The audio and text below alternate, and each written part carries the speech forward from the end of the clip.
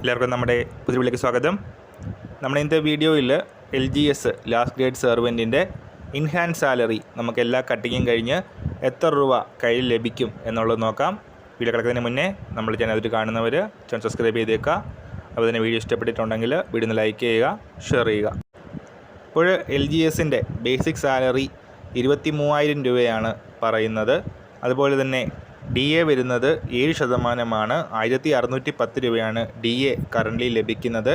പിന്നീട് വരുന്നത് HRA ആണ്. ഹൗസ് റെൻ്റ് അലവൻസ് 1,200 രൂപയാണ് പഞ്ചായത്തിൽ ലഭിക്കുന്നത്.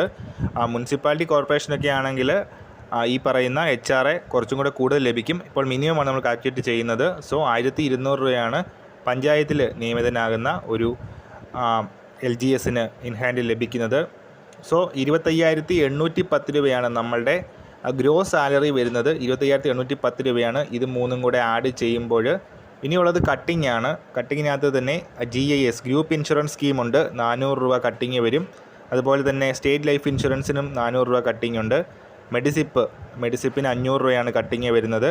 പിന്നീട് വരുന്നത് CPFും GPFുമാണ്. CPF ബേസിക് സാലറിയും അതുപോലെ തന്നെ DAയും കൂടെ ചേർന്നതിന് ശേഷം അതിൻ്റെ 10%മാണ് CPF കോൺട്രിബ്യൂട്ടറി പെൻഷനായിട്ട് നൽകേണ്ടത്. അത് 2,461 രൂപ വരും. GPF പ്രൊവിഡൻറ്റ് ഫണ്ടിലേക്കുള്ളത് മിനിമം 6%. ബേസിക് സാലറിയുടെ മിനിമം 6%, 1,380 രൂപ. ഇത് നമുക്ക് ഇതിൽ കൂടുതൽ വേണമെങ്കിൽ അടയ്ക്കാം, പക്ഷേ മിനിമം 1,380 രൂപ കട്ട് ചെയ്യുന്നതാണ്. സോ ഇത്രയും കട്ടിങ്ങും ഇതിനൊപ്പം വരുന്നുണ്ട്. സോ ഏകദേശം 5,141 രൂപ കട്ടിംഗ് ആയിട്ട് വരും.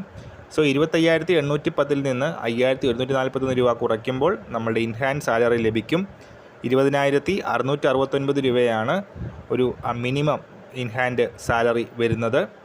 അപ്പോൾ ഈ കാര്യം നമ്മുടെ ഇന്നത്തെ വീഡിയോ പുതിയൊരു വീഡിയോയുമായിട്ട് നമുക്കിവിടെ തന്നെ കാണാം.